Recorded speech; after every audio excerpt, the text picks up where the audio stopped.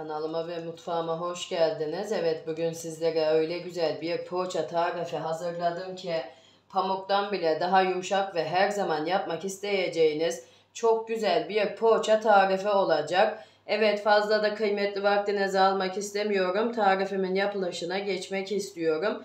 Buyurun hep birlikte tarifimizin yapılışına geçelim. Sizler de bu güzel poğaça tarifimi beğenecek misiniz?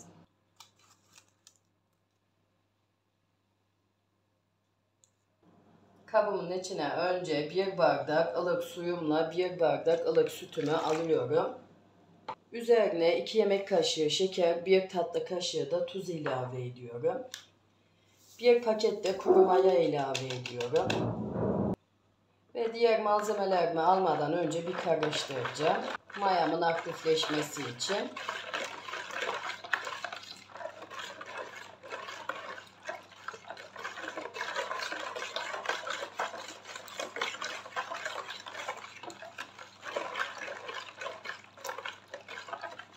Tamam, yeterli. Şimdi üzerine 1 su bardağı yağımı ilave ediyorum. 2 tane de yumurtamı ilave ediyorum. Ve yine unumu almadan önce bir karıştıracağım malzemelerimi.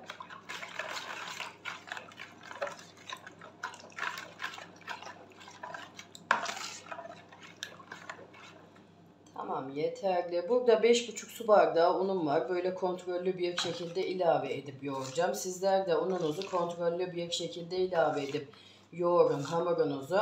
Çünkü neden derseniz unumuzun kalitesinden kalitesine veya yumurtamızın büyüklüğünden küçüklüğüne un miktarımızda değişiklik gösterebiliyor.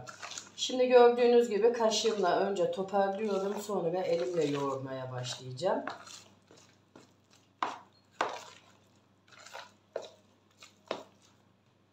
Ben 5,5 su bardağı unumun hepsini kullanıyorum. Çünkü hepsini alacak.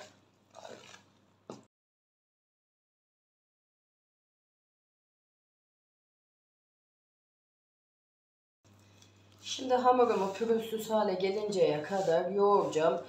Yumuşak, ele yapışır bir hamur elde edeceğim. Hemen burada da bir püf noktası vereyim arkadaşlar. Poğaçamızın hamuru ne kadar yumuşak olursa poğaçamız da o kadar güzel olur. Yani pişerken tel tel kabarır ve yumuşacık bir poğaça elde ederiz. Kesinlikle hamurunuzu elinizden geldikçe yumuşak yoğurun. Evet, hamurumu pürüzsüz hale gelinceye kadar yoğurdum. Hemen şöyle yumuşaklığını da göstereyim. Poğaçamızın hamurunun yumuşaklığı bu şekilde olacak arkadaşlar. Bir de hemen bunu da belirtmek istiyorum. Poğaçanızın hamurunu yoğururken uzun tutun. Hemen böyle 2-3 dakikada yoğurup bırakmayın. Çünkü poğaçamızın hamurunu ne kadar çok yoğurursak o kadar güzel poğaçalar elde ederiz. Kesinlikle bu vermiş olduğum püf noktalarına dikkat ederseniz çok güzel poğaçalar elde edebilirsiniz. Şimdi ağzını kapatacağım ve 1 saat sıcak bir ortamda mayalanmaya bırakacağım. Evet, hamurumuz mayasını aldı. Yani bakar mısınız, tel tel kabarmaya doyamayan bir poğaça hamuru olmuş gerçekten de. Yani şimdiden de belli oldu ki poğaçamız çok güzel olacak. Hemen böyle hamurumun havasını alıyorum. Sizler de kesinlikle hamurunuzun havasını alın. Çünkü neden derseniz eğer hamurumuzun havasını almazsak böyle yerken maya maya kokar. Maya maya kokmaması için de kesinlikle mayasını almalıyız arkadaşlar.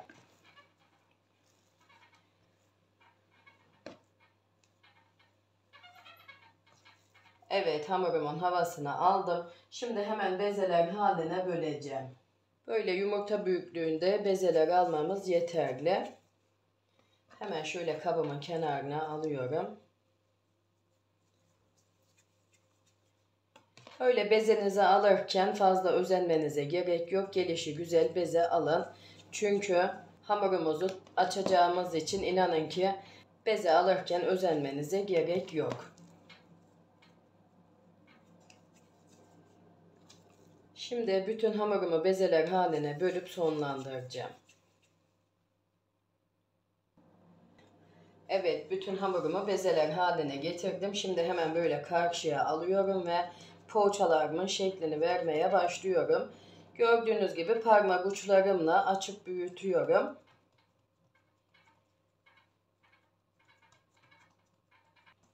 Bu büyüklükte olması yeterli. İçine peynirimden ilave ediyorum yeterince. Ve bu iki ucunu ucuna getiriyorum ve şu şekilde ağzını kapatıyorum.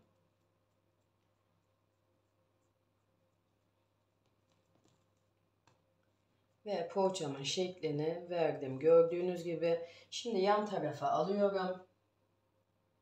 Böyle yağ ilave edip masamın üzerine sonra poğaçalarımı alıyorum.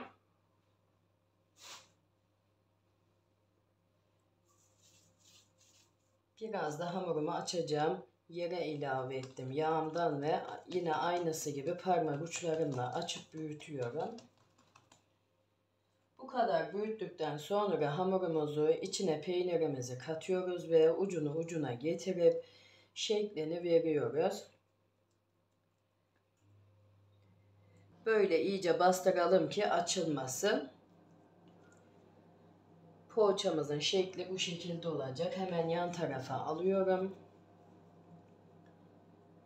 Ve hamurumun bir tanesini daha aldım. Parmak uçlarımla açıp büyütüp sonra peynirimi ilave ediyorum.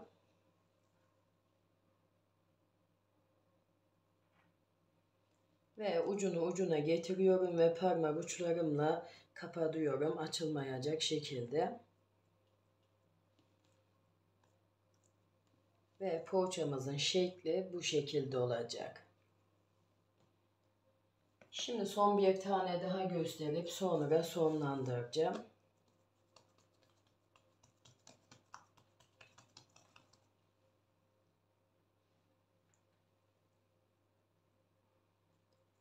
Peynirimi ilave ettim ve ucunu ucuna getirip açılmayacak şekilde kapatıyorum parmak uçlarımla. Şimdi hepsini sizlere gösterdiğim gibi yapıp bitireceğim. Evet, hepsini yapıp bitirdim. Burada 2 yemek kaşığı pekmezim var. Pekmezimin üzerine 1 çay bardağı da su ilave ettim ve şimdi de karıştırıyorum.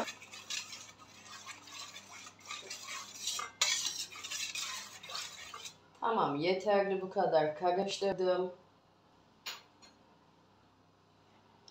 Şimdi poğaçalarımı önce pekmezli suyuma batıracağım ve sonra da susamıma batıracağım.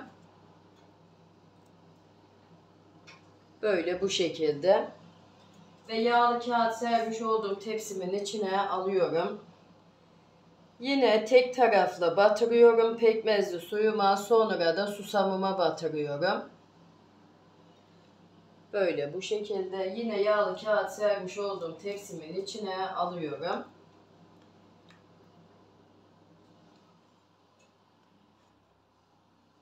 Susamımın miktarı da 2 su bardağı bu arada. Bunu da belirtmiş olayım.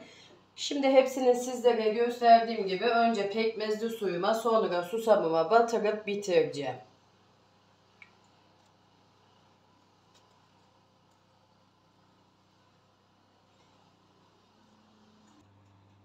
Evet, hepsini sizlere gösterdiğim gibi yapıp bitirdim. Dolu dolu 2 tepsi poğaçam çıktı. Şimdi üzerine temiz bir sofra bezi kapatacağım ve 15-20 dakikada tepsi mayası yapacağım. Evet, poğaçam tepsi mayasını da aldı. Şimdi alt üst fan ayarlı önceden ısıtılmış 190 derece fırınıma katıp altı üstü kızarana kadar pişireceğim. Yine de sizler kontrollü bir şekilde pişirin. Çünkü neden derseniz fırınlarımızın markası aynı olmadığı için pişirme süresinde de değişiklik gösterebiliyor. Bunu da belirtmiş olayım. Evet, poğaçalarım pişti. 10 dakikada dinlendi. Şimdi hemen böyle iç dokusuna geçmek istiyorum. Yani o kadar güzel bir poğaça tarifi oldu ki böyle simit tadında, kesinlikle hayran kalacağınız ve asla vazgeçemeyeceğiniz bir poğaça tarifi oldu. Böyle yumuşacık ve içi de tel tel bir poğaça tarifi oldu. Kesinlikle daha önceden denemediğim hiçbir tarifimi sizlerle, takipçilerimle paylaşmıyorum. Bundan da emin olabilirsiniz. Sadece videomu izleyerek ve vermiş olduğum püf noktalarına dikkat ederseniz böyle benim gibi çok güzel poğaça elde edebilirsiniz arkadaşlar. Püf noktaları çok önemli arkadaşlar. Asla püf noktalarını kaçırmanızı tavsiye etmem.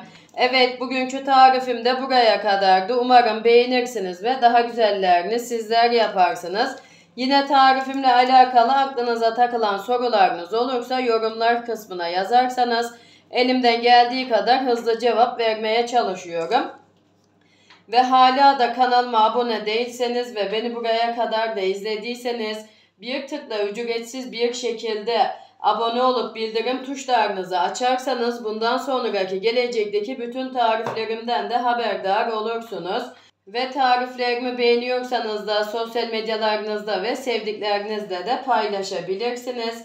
Kendinize iyi bakın. Allah'a emanet olun. Hoşça kalın.